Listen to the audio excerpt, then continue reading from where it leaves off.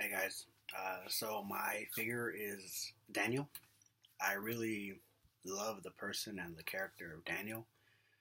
His discipline, for one, I mean, it's well known that he prayed diligently 3 times a day, regardless of anything, which is the reason why he was thrown into the lion's den in the first place. I really just love the character of Daniel, um, the way he went about his life, his faithfulness, and his servanthood. He was still faithfully servant to the king. No matter how blasphemous the king was, he was a servant leader. He was a true disciple.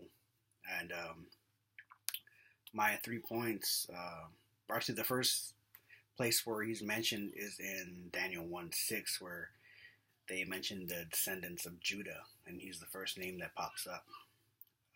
My 3 points were, the first one was on it talks about the seminar of the Society of Biblical Literature, where they concluded that apocalypses in general fall into two subgenres: those with otherworldly journeys and those with a review of history.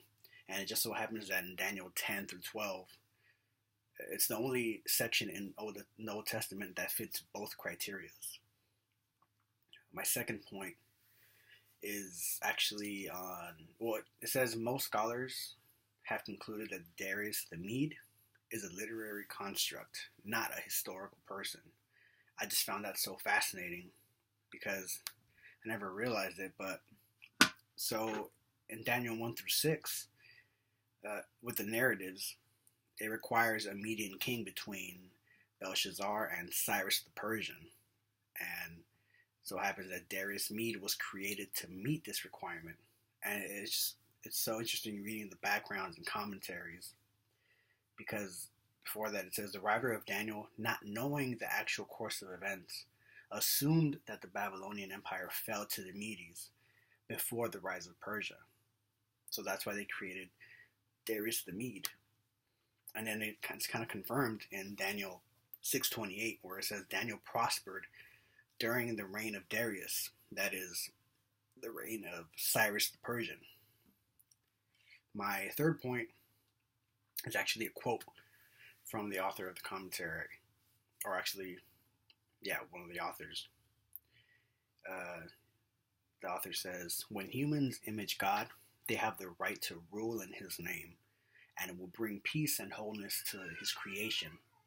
Those who recognize God's sovereignty over them are those who will allow God to rule through them. When they try to be God, they lose the right to rule, and their rule may become subhuman, bestial." I love that quote because in Daniel we see Nebuchadnezzar and how he proclaimed himself God. He thought himself as holy, and we saw how in the end how God humbles him, and so much so that Nebuchadnezzar actually bows before God and even tells Daniel before everybody where Shadrach, Meshach, and Abednego were not burned to bits. He proclaims it in front of everybody there, saying his God is the true God. And we see that, and I just think it's so reflective of society nowadays. People that aren't fit to rule or to be in leadership or in heads of state are the ones that don't bow before God, who don't recognize His majesty. And the ones that do ultimately have a better foundation. As like in Proverbs 10:25, it says, "The righteous have a lasting foundation, whereas the wicked are whirled away." Anyway, that's my presentation. Thank you guys. God bless.